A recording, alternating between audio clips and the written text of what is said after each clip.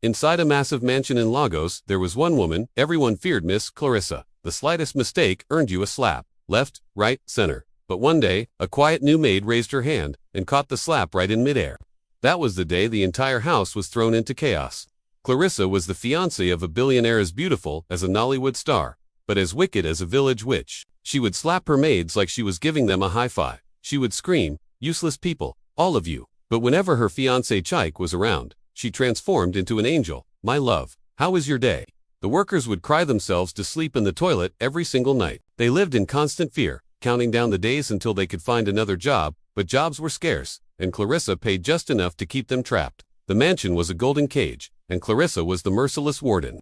Every morning, they would wake up with a knot of dread in their stomachs, wondering whose turn it would be to feel the sting of her hand. Then, one Monday, a new maid arrived, Amaka, a young woman from the village. She was quiet and gentle, but her eyes were as strong and steady as a lion's. The other workers immediately warned her, "If Madam tries to slap you, just close your eyes and let it land. It's better than arguing." But Amaka just smiled calmly and said, "Nobody will ever lay a hand on a child of God." On her third day, Clarissa lost her expensive diamond bracelet and began to rage through the house, screaming, "Who touched my things?"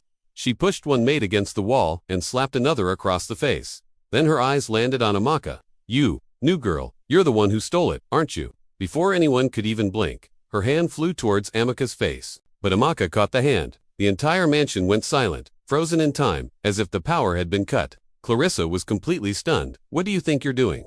she shrieked, trying to pull her hand free. But Amaka's grip was like iron. Amaka looked her straight in the eye and said calmly, "Madam, you will not raise your hand to another person ever again." The jaws of the other workers dropped so wide you could drive a car through them. And guess who was standing right there at the doorway, watching the entire scene unfold? It was Oga Chike himself. He saw his fiancée, the woman he planned to spend his life with, trying to slap a maid, and he saw the maid catch her hand. Chike's heart shattered into a million pieces. He thought, so this is the kind of woman I was about to marry. He had heard whispers, but seeing it with his own eyes was a completely different story. The angelic mask had finally slipped.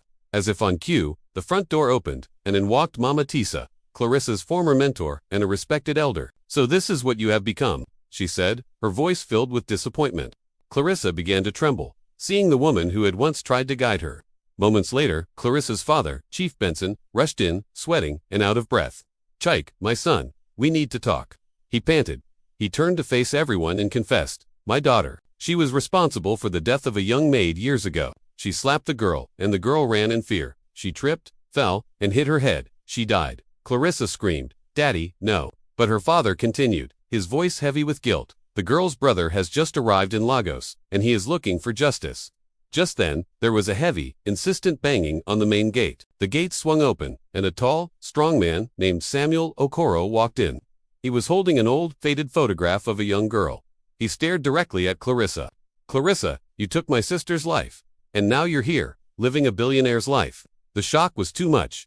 Clarissa collapsed and fainted, but as she fell, a phone slipped from her pocket. As the police were called, Chike picked it up. The screen was unlocked, revealing a list of messages. One read, "Once I marry Chike, all of his property will be mine."